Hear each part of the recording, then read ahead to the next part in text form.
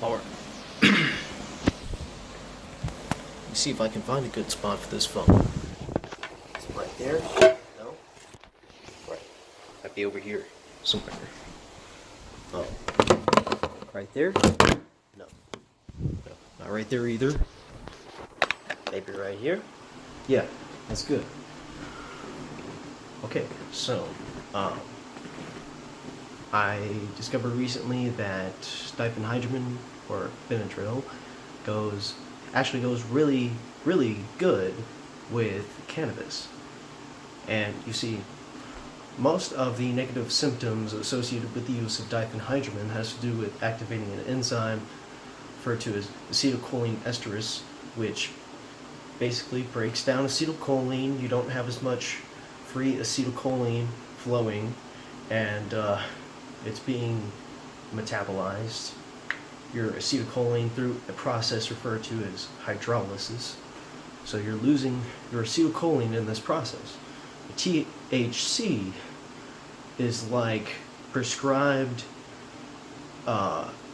Alzheimer's and dementia pharmaceutical treatments. Okay, I know I messed that sentence up, and alright, okay, just pay attention to what I'm saying. Okay, it's basically like THC works very well as a stimulant. It actually releases acetylcholine, thereby allowing you to have more acetylcholine to spare if you're losing your acetylcholine in the process, like if you're taking Benadryl. I don't recommend taking a large amount, but just me taking 75 milligrams of Benadryl after already being on weed and then continually smoking weed, it got me to where, like, I would see static around items. I would see these translucent static, and I would see, like, with an air conditioner like that, I would see the lines coming out into the air, which is like basically recycled air. And it's like I can see the strings and stuff, translucent strings, but it's actually a lot more clear-headed. And I'm gonna go on a limb here and say that diphenhydramine must activate 5-hydroxytryptamine 2A serotonin receptor, because that's what activates the psychedelic effects of LSD, mushrooms, DMT, all of that jazz. And this seems to is able to also activate that receptor. When you take diphenhydramine with certain psychedelics, like I did, like LSA for example, it enhanced the psychedelic effects because diphenhydramine activates that serotonin receptor. I can even pull up an article showing you that they've even tested it outside of living humans, but have tested in vitro with humans. Like, basically, they've administered, I'm not even going to get too much into the details, because I feel like I'm dragging this whole thing along, and what I really need to do is kind of wrap it all together all nicely. So, okay, THC inactivates the acetylcholine esterase enzyme. Black pepper extract can do that too. Black pepper extract actually helps prevent the cotton mouth that you would normally get if you were taking Benadryl. And I think you're going to think this is weird, but I think Benadryl actually prevents the cotton mouth that THC causes. And THC causes cotton mouth too. And black pepper extract did not take away the cotton mouth for smoking weed, but it did for diphenhydramine, or when you were just taking diphenhydramine with dextromethorphan. So I hope y'all are seeing the connections I'm making here. So it looks to me like, as long as you don't do it very often, like, I would say you could probably